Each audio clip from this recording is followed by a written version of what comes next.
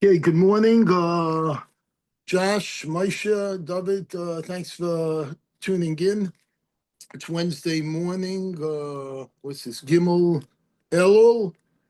Let me get the names of the people we're learning for, etc., etc. I apologize yesterday, starting late, and if were to go on YouTube for first 12 minutes, YouTube, yeah, you don't see anything. It's a black screen. See all your names. So, but if you jump further at 12 minutes, all of a sudden I come on for whatever that's worth.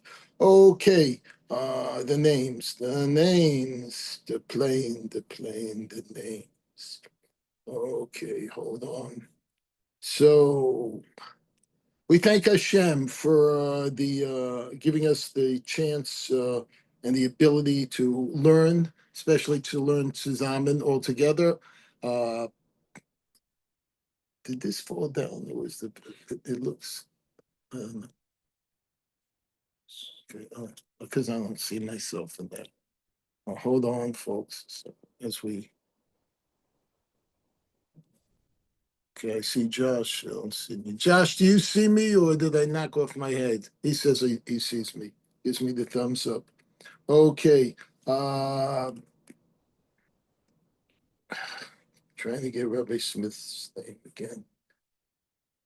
You gotta write this down, this name on the side of the Gemara. Okay. By the way, I want you to know I really thank Hashem for Hilo being here every day because he's the only one that's here every day. And if he wasn't here and I'd be talking to an empty room, even though thank you guys for coming online, it would be so depressing. It's so hard. It's bad enough I speak to myself half the time, but speak to myself in volume is like would be totally ridiculous. Okay. So Go here we Hillel. are. We're up. What? I said, go Hillel. Go Hillel. We, All right. we love you, Doctor. Moshe, hurry up. Finish your business. Come back. We need, or send one of your kids, will you? Samach says, what happened to my lawyer? I don't know. What happened to Jeff? Where are these guys? Okay. All right. Anyway, we're on 68, Samaches Ahmed Aleph, 4 lines from the tough Amar Ula. Again, we're learning for Refuah Shalema for the rabbi's father, Tzvi Halevi ben Miriam Edel, also for Naphtali ben Menucha Bela, should know us by heart way, and for Abraham ben Shoshana, and for my son. Yesterday was in the doctor, and then by ER again. Oh, it takes a while to get better. Oh my God! So please, before Shlema for Uriel, Gavriel ben Rachel Chaya, and if you could say Tila Mem Ches, Mem Gimo 43 for him, please, I appreciate it. Also, he's looking for a job again. He speaks English and Spanish, and although he can't drive yet, if you have anything that he could do from a computer, he's ready and willing to work, all right, because he wants to make his money and get out of my house, even though he's been welcome home. Love you, Harry, if you're watching. Okay. And also, might as well continue learning for Lezecha Nishmas, my neighbor's son, Chana Chenech ben Shalom Baruch, who I mentioned yesterday. Okay, we're covering. Oh, and bring the hostages back alive already.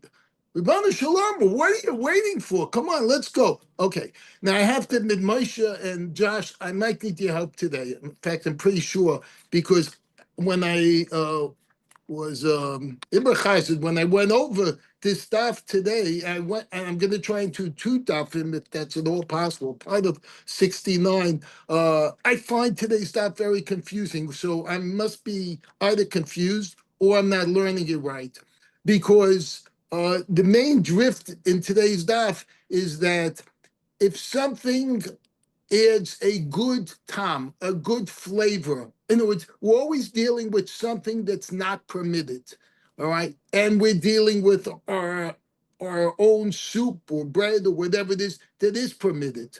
So the first thing come and contaminates our thing. If when it contaminates it by spilling into it, which is usually the method, it imparts a good taste, we call that shevach. It makes it better, right? Raise them meshubach. It's better. If it's better, we want to eat it with it, which means, we'd love to season with nesach wine, the prohibited stuff. So therefore, it becomes prohibited. That's how I think we're supposed to be learning.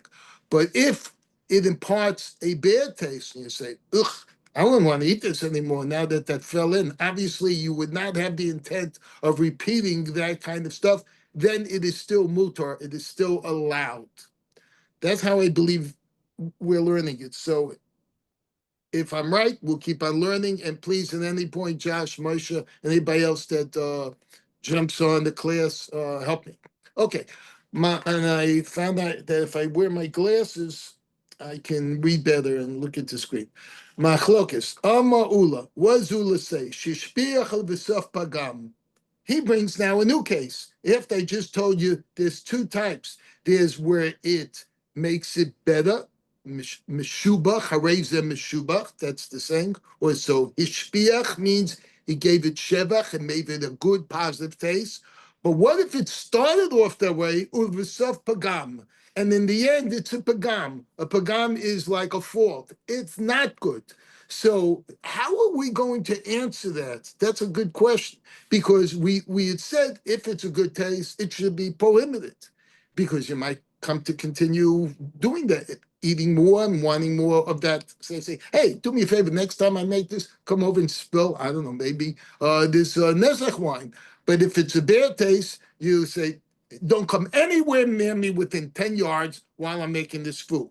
So, Ama'ula, what happens in a situation where initially it gave a preferred taste and subsequently, we'll learn the case, it made it worse? What would the law be? Well, and again, remember, Daf Yomi is not a halacha shir, so we're just learning how they learn it out. I don't know what the halacha is. The dispute between Rab Meir and Rav Shimon pertains only to where, because there's a machlokas here between Rav Meir and Rav Shimon, we'll keep on referring to, only pertains to where the prohibited flavor first enhance the mixture's taste. So just want to read the English on this. When the prohibited food first fell into the permitted food, it imparted a favorable flavor to the permitted food and thus rendered it prohibited at that time. Okay, that's what I said originally. When good stuff falls in, it becomes prohibited. But the question is, what if they're after? I was just talking about, maybe you should mention everyone's name they come in. Good morning, Yitzi. Mashiach, come on. Oh, yeah, Mashiach, where are you? Okay, all right. So if a good flavor, it imparted initially a good flavor by falling in, it's made it prohibited. So again, it's the opposite of what you would think. But he says, what if subsequently, because of something you did, it imparts a bad flavor? So we said if it's a bad flavor, it's mutar, you're allowed to have it. So that's the machlokas, and that's the question. What if it does both? So which one do we go by? Is it prohibited and it stays prohibited? What happened in Vegas stays in Vegas? Or did it become prohibited? It kind of did tshuva. It permitted because it subsequently said, oh man, I can't believe this, it's terrible. This and that. No, yes, it's terrible. I wish this didn't happen. So it's kind of like a tshuva in a way. It now is permitted. That's a question. Okay. Or that's the machlokas. But everyone agrees. So Rav Meir and Rav Shimon, they'll agree that if the mixture from the beginning did a pagam, meaning that impaired a bad taste, everyone agrees it's permitted. Why is it permitted? Because nobody wants that. They wouldn't even want to touch it, so therefore it's permitted. Now, it's not mentioning whether or not we still have to look at the 1 in 60th or this or that, like the previous day's machlokas. So I don't want to go into that. You have to look that up in one. Right now, we're just looking at pagam, a bad thing, makes it permitted. A good enhancing taste, mashpiach, shevach, makes it not permitted. That's what we're dealing with. And the machlokas between Rav Meir and Rav Shimon is what if it does both? Initially, it's a pagam, so therefore it should be allowed, or whatever the case was. Initially, it was one way and then became the other way. The Gemara challenges Ula's interpretation of the the dispute. Oh, here we go again. So now that we've gone and we've leveled the playing field and we understand what's going on, the Gemara says you don't understand nothing. Gornished. You understand gornished. Nothing. They say Rav Chaga Le'ula. Along comes this Rav Chaga, and he challenges Ula from the following brisa. So remember, we've got this whole shelf of brises, and we've been pulling them off. And you know what? Some ones we fill in them because we keep on pulling off another brisa. What does it say in this brisa? Again, the brisa is a standalone Mishnah, the lone soldier. It did not have a family to it, the Gemara, but it's still a Mishnah. It's still oral tradition. Eisvei Rav Chagaluga, what does he say? Yayin shenafal l'sach adoshin, prohibited wine. Let's call it yayin nesech wine, and it fell into lentils. Lentils show up everywhere. They show up in the chumash. They show up in your cholent. I mean, lentils. What a word. Lentils show up everywhere. The chomit shenafal l'sach grizin, or prohibited vinegar that fell into split beans. All right, split beans, meaning it's beans that can absorb the taste. Asur, it's prohibited to eat the lentils or the beans. Why? Well, let's not ask why. That's the statement in the Mishnah there. So if the prohibited item fell into split beans or into lentils, it's prohibited. It makes that mixture prohibited. Now, no one's mentioned yet whether or not it made it taste better or worse. It's flat ruling. It's prohibited. It's prohibited to eat the lentils or the beans. Rav Shimon Matir. Rav Shimon says, you know what? It's not prohibited. And he says, this is a case where the prohibited substance has impaired the taste of the mixture from the beginning. Ufligi, and nevertheless they argue. So it's interesting. He's saying the explanation we just gave previously, according to Ula, is wrong of where the argument was, that initially imparted one taste and then another taste. And Rav Chaga is saying, Ula, you're wrong because I'm bringing you a brisa which shows just black and white. If a prohibited substance falls into another substance, all right, that was initially kosher, beans, lentils, all right, and it impairs the taste, and it's not describing exactly what the impairment is. It says, what? Yeah, the bottom, it sounds like yesterday that the vinegar fell into the hot beans. Number 9. Okay, well, we didn't mention that yet. You're a line or two ahead. All right? The prohibited substance, he's just saying, has impaired the taste from the beginning. Okay. Ufligi, and yet they argue. So now we're going to get a little bit thicker into this. So first, Ula defends himself. He deflects this challenge by Chaga. He goes, listen to how it's well. Chaga lo meida yada my kama rabbanon. Chaga doesn't know what he's talking about. He doesn't know what the rabbis of the Bryce is saying. You know, when these rabbis get upset against another rabbi, boy, sometimes they're just like really say it. There is no diplomatic, what's the term? Diplomacy. Yeah, in how they speak. Chief the Kamosif, and he presents a challenge from it. Or it's a question mark. What are we dealing with here in this brisa that you brought, Chaga? Kigon should see, now we're going to clarify the brisa that he brought. Kigon shenafa l'sach grizin synonym here ticham. That's why I said you were a line ahead. It's a case where the prohibited vinegar fell into cold split beans and then he heated them up.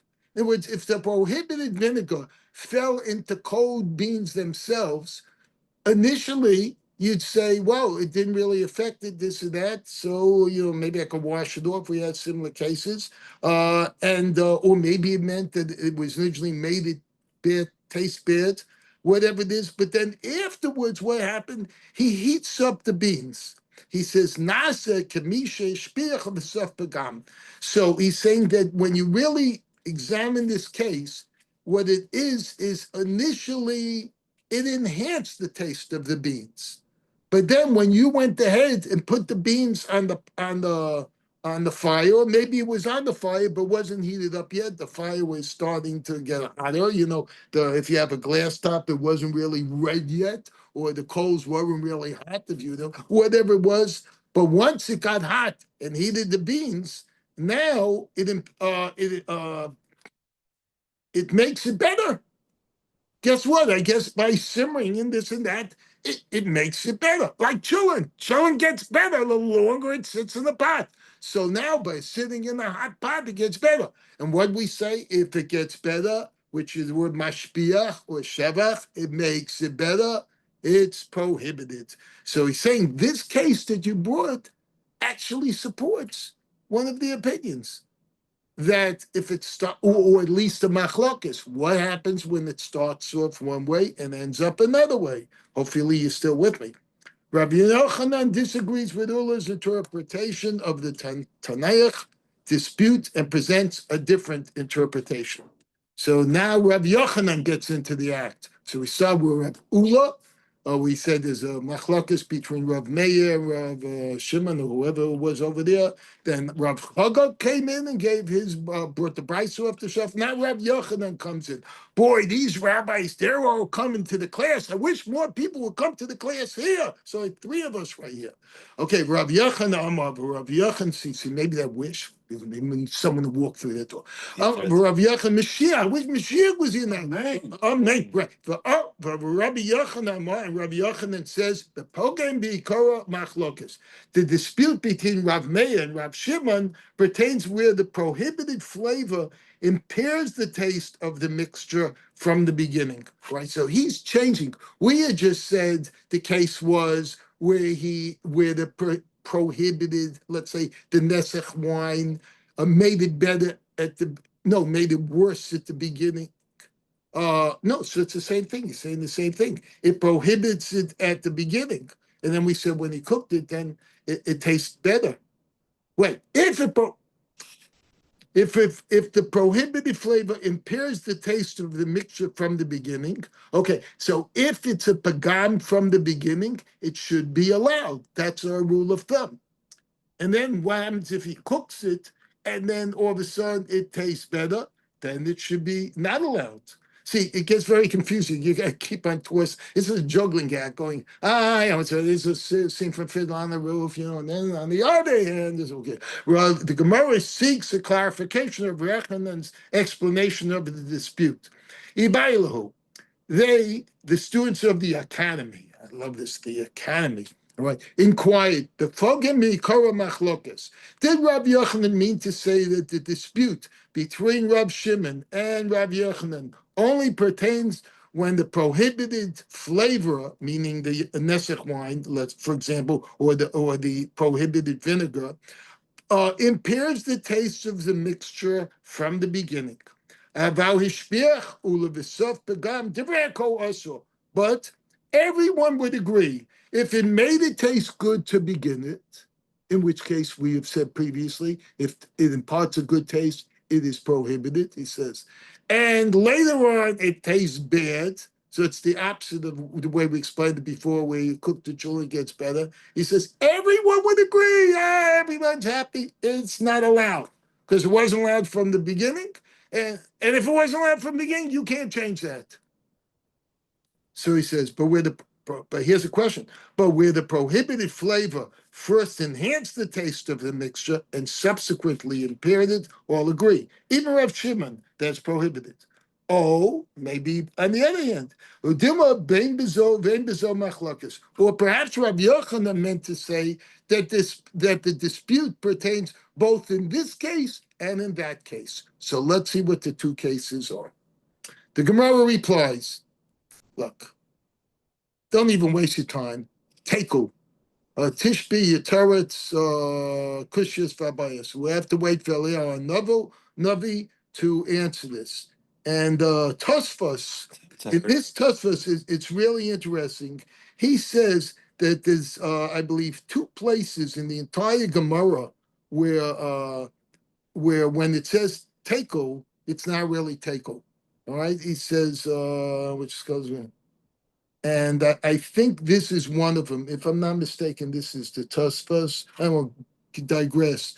But nonetheless, it's still tekel. It's still it's unresolved as far as we're concerned. The Gemara seeks a Tanaic source for Rabbi Yochanan's assertion. Okay, let's go further.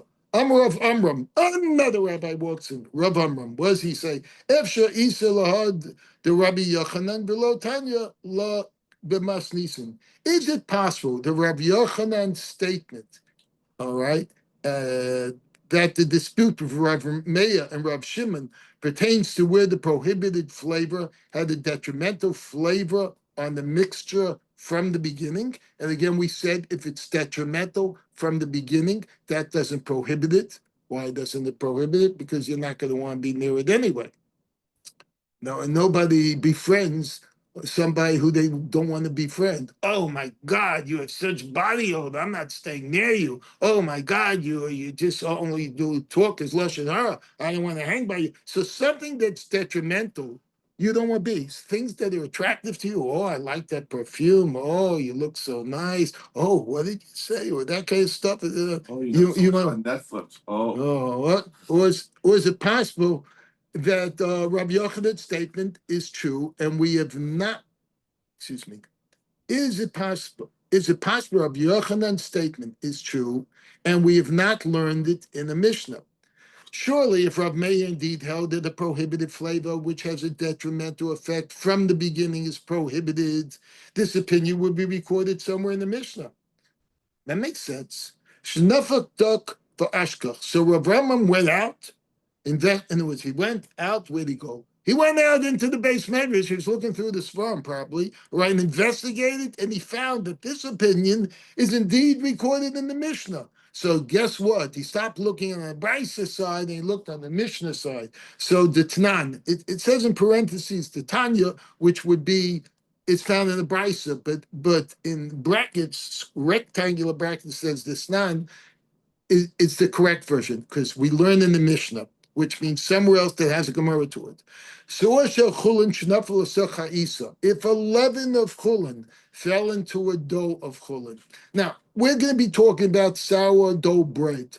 How did they make sourdough bread in those days? They didn't go in and buy Fleischmann's yeast and this and that and have something to go. You need something to make it rise. It's like if you're going to make yogurt, you get an old yogurt that's almost done. You take some of that yogurt and then you put it into the old milk, and now you have the catalyst or the enzyme, whatever it's called, to make it keep on going. So they would take the cooking class. previous cooking class. I can't speak with a English accent. All right, v'yeshbo kidei lachmit v'chamtzia, and there's enough in the chulin leaves, chulin. I think this is whatever it's kind of leaves to leaven the dough, and it indeed leavened it. So what if they took from chulin, whatever that chulin is, and it's a, what? Chullin, whatever you weigh, chulin. What's chulin? Mundane food, no? Yeah. Regular. Are we talking? Oh, that's what they're talking about. So why don't they write in English? Wait. Oh, shel chulin. I'm sorry. I thought that naming some spice. Yeah. What if you take normal bread that's partially leavened from previously, and it falls into your bread? Now, we're talking about a regular Israelite. The Israelites, right? Okay, they eat chulin. In other words, by Kohanim, by the priests, they eat truma. They eat the bread that was given to them, 2 parts in the 100 or 1 in 50, if you know your math. So that's truma, which is prohibited to the non-priestly family. We can only eat chulin, stuff that hasn't had truma taken out from it. So now we're talking with the Israelites. And if leaven of chulin fell into the dough of chulin, it's like versus like, all right? And it leavens it, and it de-leavens. Okay, at that point, everything seems still to be okay. But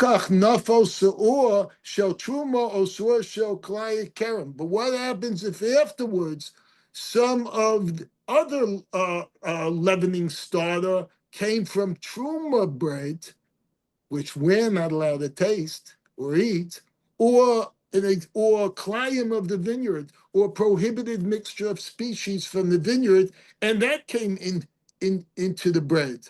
So that's like kind of like in a way like the Nesach wine. So what if a prohibitive substance afterwards comes in to infect, so to say, what was kosher bread?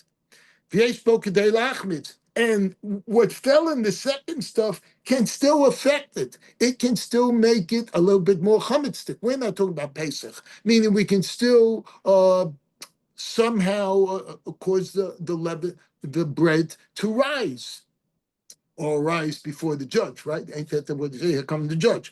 Also, it is then prohibited to eat the dough. So we're bringing this case, trying to bring it as an analogous situation to the previous. What if it started one way, ends up another way? So what if it started here with the bread situation as permitted, and then ends up as prohibited? Okay. That's kind of situation.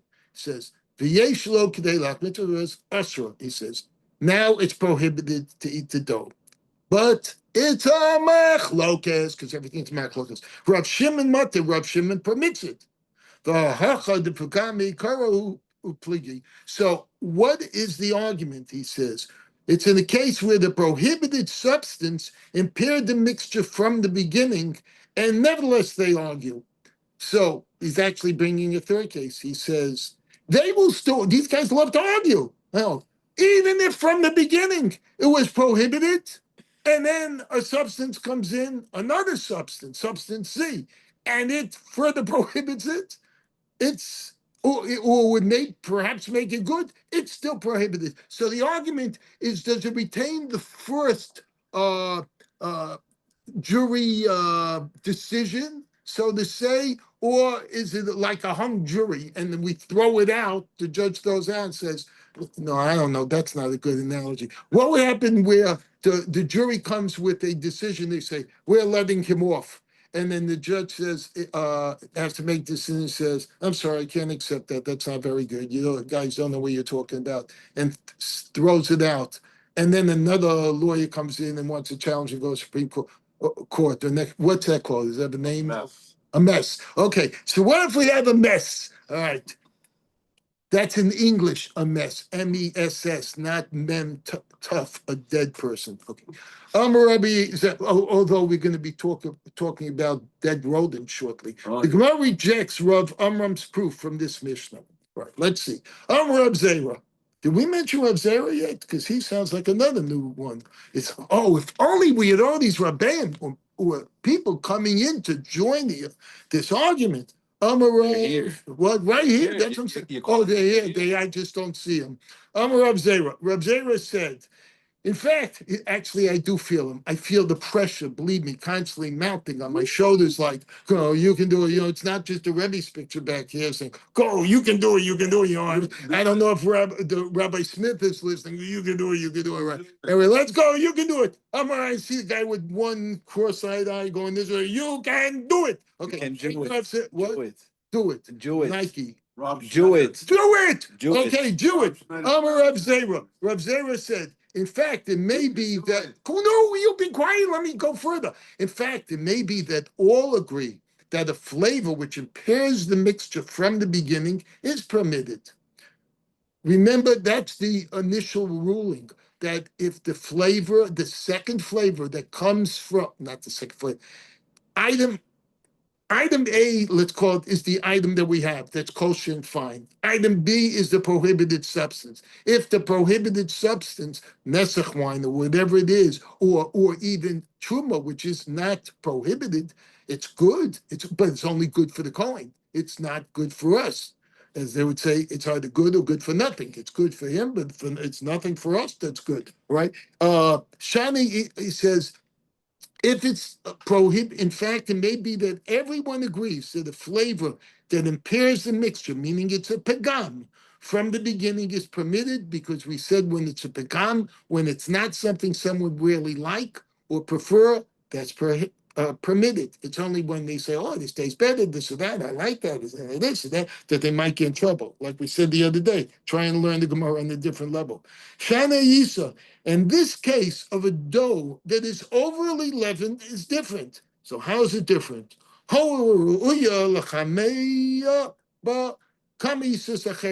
Since it is fit to leaven with it many other doughs. All right, you know, if you look at the gematria of mammon, which means money, the inner gematria is, how do you spell mammon? Mem. So the inner letter of the mem is another mem, then another mem, mammon, two mems. How do you spell Vov? Vav, Vav. So the inner gematria of a Vav is Vav. And the last letter is Nun. How do you spell Nun? Nun, Nun, Nun. So the inside of Mammon of money is money. Once you're dealing money, so kind of the same thing here. The inside of this bread now, it's dough. It's still dough. And it's, remember how did we start? How do you make sourdough? You take some leftover dough from somewhere else and you use it to make the new dough. So he's saying, look, even if you can't eat this dough, you have all this dough here that you can start new doughs. So that might be, the question of, can I still make new doughs from this if this is not prohibited, or if it's permitted, and I can make all these new doughs. In fact, I could probably start a whole bakery, and then all the money I make from the bakery, I can make donuts. Well, I could build a new Chalav Yisrael Krispy Kreme, and from that, who knows where the world is a limit. Okay. The Gemara cites another source for Rav Yochanan's contention. That's a big word, contention. The Rav Meir prohibits a detrimental flavor, even though it impairs the mixture from the beginning.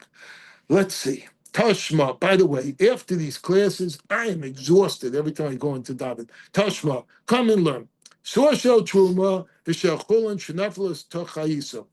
What if a leaven of Truma again, which is permitted for a priest, a Kohen, but prohibited for us, and Sorshel Truma Shel Chulin, and at the same time a Seor, all right, I'm going to dough from Chulin, which is permitted for us, fall into this new batch of dough that's Chulin. So again, they're pouring from both sides, so to say. Now there's a problem. Both of those each can have the power to add to the sourdough to make it rise. So here's the question. All right. And there is enough in this one, the Truma leaven, to leaven the dough by itself. And there's enough in the other one, in the Chulin leaven, to leaven the dough by itself. And they leaven the dough. What's the question? What does it go by? Does it go by the good stuff, or does it go by the prohibited stuff? What's the answer? Asur. You can't eat it. Rav Shimon Matir. But Rav Shimon says you can't eat it. So now we're trying to say this is where the machlokas is. It's when you've got a mixture of two things, each one contributing at the beginning, one allowed, one not allowed, this and that, whether or not this bread will be allowed. All right. Not for church, but Rav Shimon we say permits it, Matir. Nafal shel truma techila be. But what if the truma leaven fell in first? Divrei kol asur. Everyone agrees that you're prohibited from eating the dough. Why? Because it's lahavdil. It's not nesach wine that came in prohibits it, but it's stuff prohibited from you eating. It's only stuff that's sanctified for a Kohen, so to say, to eat. It's his holy bread. Okay, and we're not talking about a bagel with a hole in it. We're talking about holy bread. Okay. Okay. Not for shel chulin, but what if first the chulin fell into it and leavened the dough, in which case, with giving a case where it is first permitted, and afterwards fell in one of these things prohibited to us, either the truma bread or the bread that came from mixtures in the field that we're not allowed to mixture, the kalayim, ashur. Then we're not allowed to eat the dough. Rav Shimon matir, but Rav Shimon says it's okay. The pagami kara fligi says now here in this last case, the truma leaven fell in after the dough had already been leavened by the chulin leaven. So it wasn't similar to the previous case where they both came in with the ability to leaven, to have the bread rise. But this bread had already risen before the truma come from the chulin, from the good stuff, good permitted stuff, before the non-permitted to a regular Israelite, all right, came in, all right, where the prohibited substance appeared from the beginning. And Divrei HaKol, they argue. And they all argue. I see how you can get very confused. You really have to, it's very hard to do this by heart. You have to do it by chart. So if you want to review it, make a chart and keep on referring to the chart. And perhaps you say here too that the reason the Tanakama permits a prohibited flavor. Wait, the Tanakama prohibits it is not that he permits a prohibited flavor that impairs the mixture from the beginning, but rather, good, 68, Rabbi Zara. But it's according to Rav Zera, who explained the Mishnah side above, namely that the Tanakama, the initial rabbi in the Mishnah, considers the over-leavening contributed by the prohibited leaven to be an enhancement of the mixture in that it renders the dough fit to leaven many other doughs. We had mentioned this previously on the page. That will now change the matters for Tashma Sefer. Okay, we're now at the top of 68, 2. Oh man, there's no way I'm going to do 69. You can do Rabbi Smith, I'm trying to go as fast as I can. Yeah, I can do it, but we're still days behind. Tashma Sefer, come learn from the end of the Brisa. By the way, today's Wednesday. Yeah, I think we're going to have to learn tomorrow night, Thursday, and then we're going to after tomorrow. afterward. Whatever. Okay. That was the commercial for Rabbi for Yitzi Spalta. If you want to go there afterwards, and eat. Tashma Misefes. Come learn from the end of the Brisa. That the Tanakama prohibits the mixture even when the prohibited substance appeared from the beginning. For the end of the Brisa states, Hayan shnafel l'tach hadashin. If wine fell into lentils, v'cham shnafel l'tach grisin, or prohibited vinegar fell into split beans, usher, it's not prohibited. Rav Shimon says it's okay. Now here too, it is a case where the prohibited substance impairs the mixture from the beginning, uflegi, and the but they argue with the Tanakama holding that the mixture is forbidden. And perhaps you say that here too. In the end of the Bryce, in the safe of the Bryce, the Tanakama does not prohibit a forbidden flavor that appears from the beginning. For the case is rather Kedishani lei ula l'Rav Chaga kishishpiach v'levsach pagam. It's unlike that which Ula answered Rav Gama, where he said that initially it enhanced the taste, and then in the end it impaired it. But remember, when you enhance the taste, the terminology gets very confusing because kishishpiach really means it made it better of a soft pagam, but we did say that when it makes it worse, then it's permitted, and when it's hishpiach, when it makes it taste better, it's prohibited. So it gets a little bit confusing here. So let's just read the words. Thus, the Bryce will mean that the Tanakama forbids it because the forbidden flavor first enhanced the mixture, whereby Rav Shimon permits it when the forbidden flavor subsequently impairs the mixture. This is the point where I would get confused, and he's still confused. Where do they argue? They indeed argue with the prohibited substance, whether it's the anesach or the truma dough, first enhanced the mixture's taste, and then in the end impaired it. This is a question mark, okay?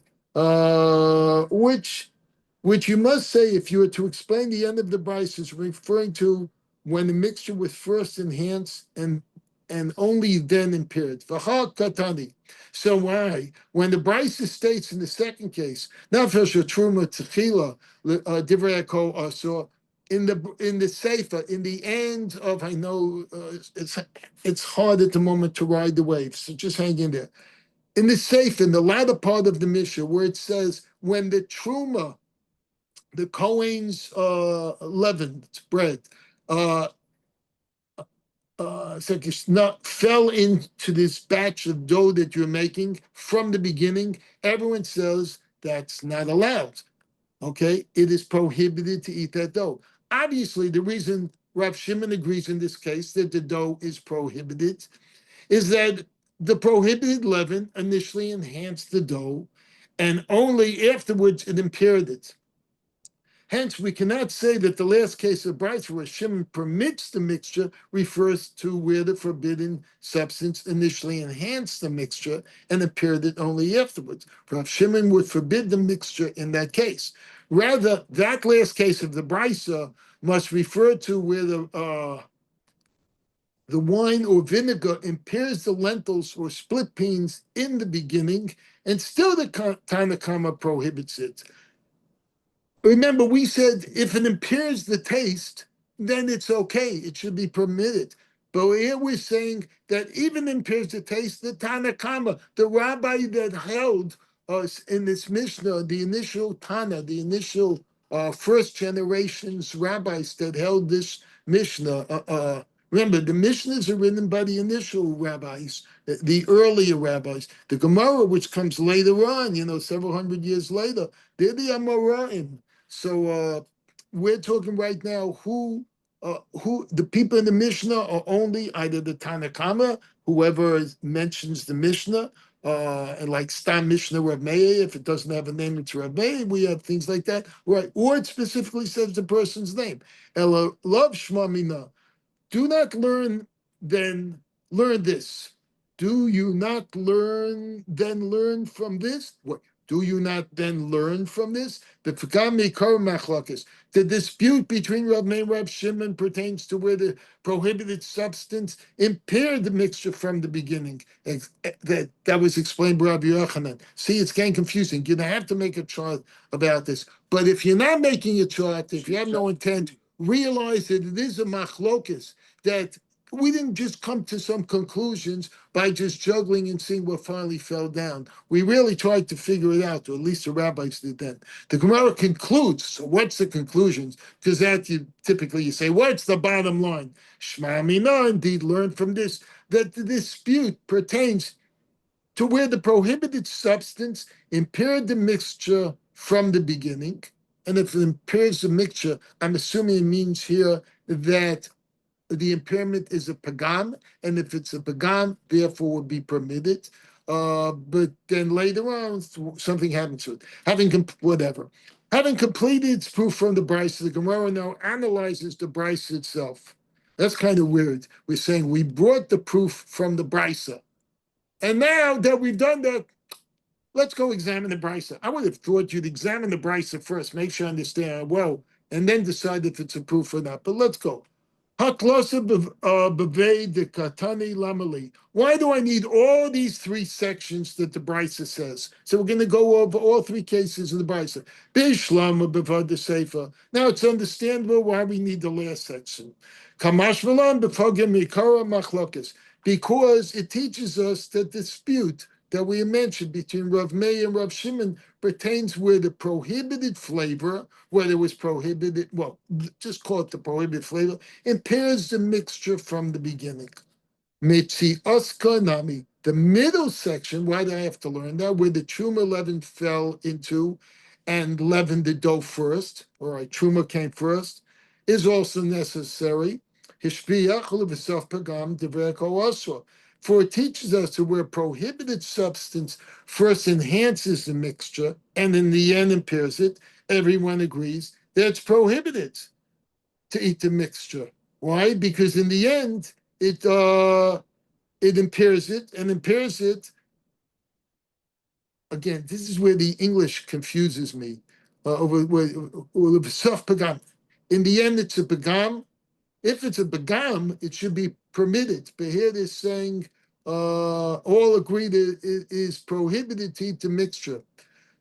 I'm sorry, I don't want to hold you up on what I'm getting stuck, but the first case, everyone is second, the middle, everyone goes. Ella, in other words, the end of Ella the real question is saying is, why do I need the Bryce's first section with 11 of Truma and the Chulin fell in simultaneously? So the bottom line is they want to know, why did we have to bring that where they both came in once?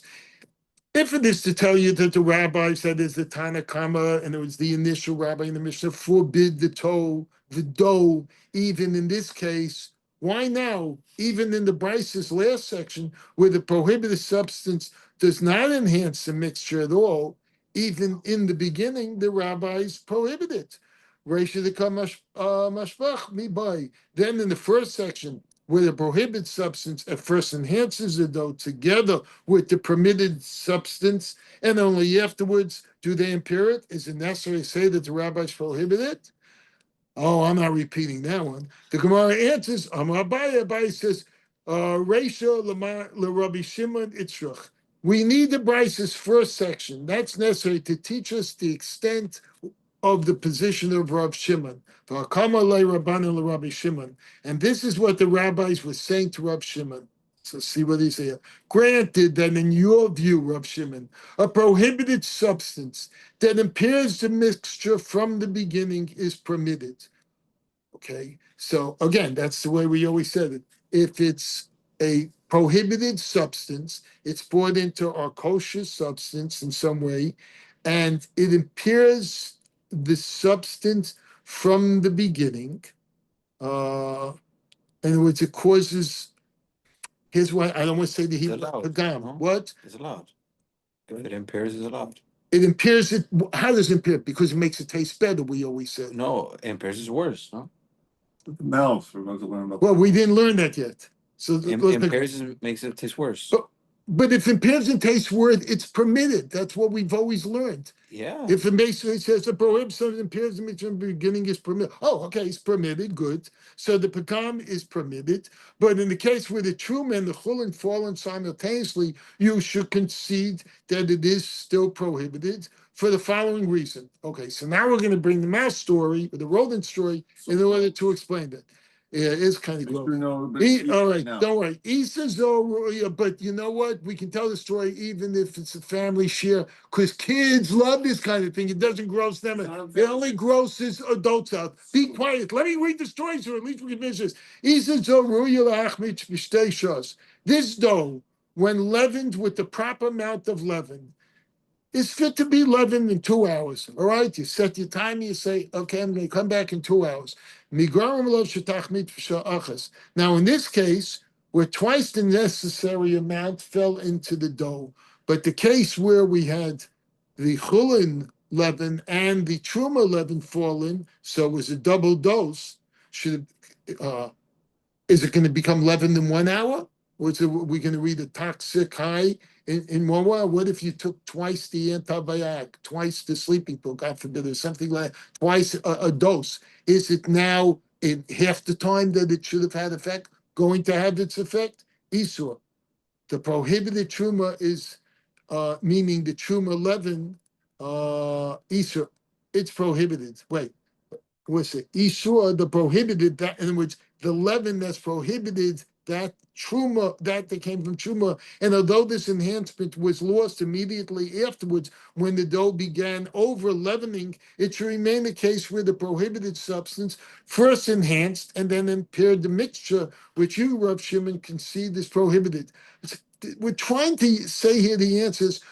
When you do both at once, maybe that's a situation where you start with something that was going to be good, but you kind of messed it up, and now you're going to make it bad, blah, blah, blah. Get too confused on this. Rav Shimon counters. This is why I said yesterday, you have to chazra this over. You have to go over this again slowly and really inside the Gemara if you really want to understand what it's saying. If you just want to go with the flow and get the feeling of it, so that's the superficial level. And perhaps for that, Daf Yomi is good enough. Rav Shimon, but there's always room for improvement. Rav Shimon counters by ruling in that the first section that the dough is permitted, that this case is different. Hishpicho shneim hishpicho shepagmo shneim pagmo. He says, was Rav Shimon says, when the two are coming in at the same time, or say, and both of them are enhancing the dough, and when both of them are impairing it. The Gemara asks, what are you talking about? Rav Shimon l'tzrach hetech v'yisur b'hadei adadei v'litz sar. But according to Rav Shimon, let the permitted leaven and the prohibited leaven combine for one another, and let the dough be prohibited. The Gemara answers, Rav Shimon l'taimi. Rav Shimon is consistent with his own view. Damar filo isor v'isor nami lo mitztarfe. Which Rav Shimon holds when you're dealing with two extra substances, all right, each one is judged independently. You have to have a separate court case for one, separate court case for the other. All right, right? If two people involved in a illegal activity of some sort, they're each judged independently. Selling cigarettes without sales tax. Whatever it is.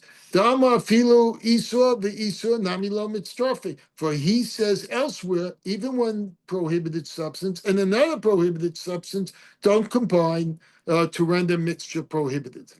Mishnah. Let's learn the new Mishnah. Ha'orla klei kera mitztrafin. Orla and Klayim of. So we're now going to give examples of two other things that are mixing in together, and each of them are prohibited. Orla is fruit from the first 3 years, which are prohibited. We can't really have the fourth year is Ravai. You still can't have it. What do you do with it? I think you give it to the Kohen or whatever. I don't remember, but I'm not teaching it that. And the fifth year, for sure, you can have it.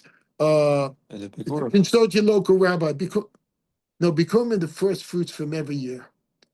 That's not the same as Ravai, the fourth year. But we're not getting into that. That's a different thing. Ask the rabbi that. For we learned in the Mishnah, all of it, here we're talking about the first 3 years or food from a prohibited vineyard. And they mix with one another and end up, in order to prohibit the mixture, what Rav Shimon says?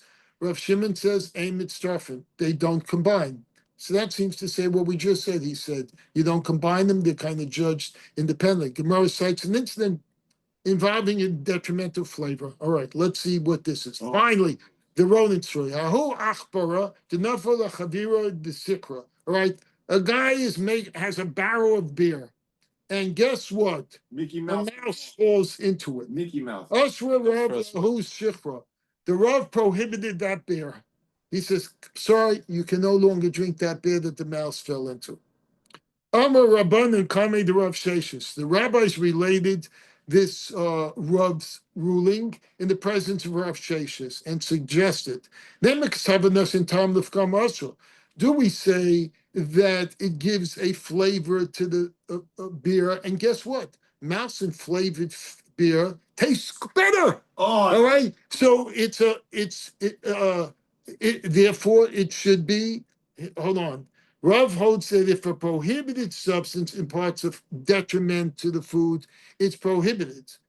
All right, detriment. So we're saying, so he holds different from what we've held, because we said if it holds a detrimental flavor, up until now we've said if it does a pagam, then it's permitted. Only if it does it shvach, makes it better, then it's prohibited. But here it says Rav holds that prohibited substance imparts a flavor to the detriment of a permitted food. It is prohibited to eat that food. This is the same thing that came in before. This is permitted to eat that food. It is permitted.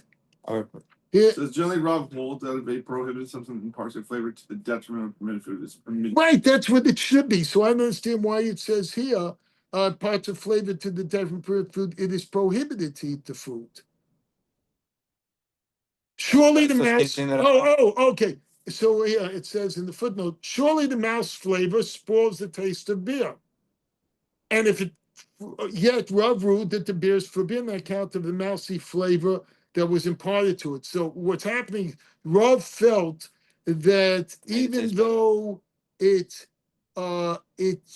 impaired a bad taste to it, which should have permitted it, he ruled that it's still forbidden. That's what it is. Okay, got it?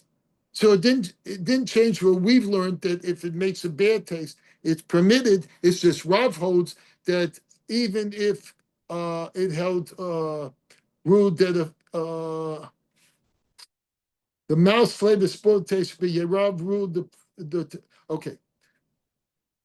Because they're saying that sherrits are repulsive. That's why. Okay, It's a special case for sherrits. let's just say right now, let's leave it at that. Nobody wants to drink beer with wine. Okay, Ugh. Beer with wine? No. not beer with wine. I mean mousy beer. No. I'm a little Rav Yeah, Sheshes. you know what, Let's the- wait. the- Let's go further. Come on, we have 3 minutes. Fine. Rav Sheshes said to him, "Biamas of Rav Rav Nosen Tam Lefkan Muto." Rav always held that if it gives a bad taste, it would be allowed. So technically, this mouse within the beer should have made the beer allowed and not prohibited. So here there's a chiddush. The Rav forbids it. All right, because the Torah's prohibition against eating creepy things such as shrotzim is a novelty.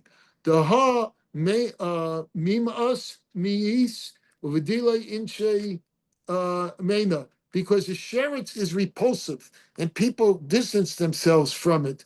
Va'afilo hachi asra rachmana, and even so, it's prohibited in the Torah. So we're saying is up until now we said is something that we don't like, something is prohibited, is mutar, is allowed.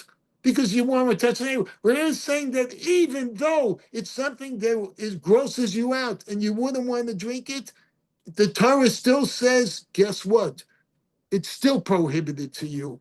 Hilchach doesn't tam lefkam nami yosur. So we're saying that even if, in this case, even though it imparts a flavor to the detriment, which normally would be permitted, it is still prohibited. So the Gemara asks, Amalei Rabban Reb Sheshes, Rabban say to Reb Sheshes, Elamiata litame lach v'yavesh. If so, it should transmit the tumah whether it's moist or dry, meaning whether or not the mouse is alive or the mouse is dead.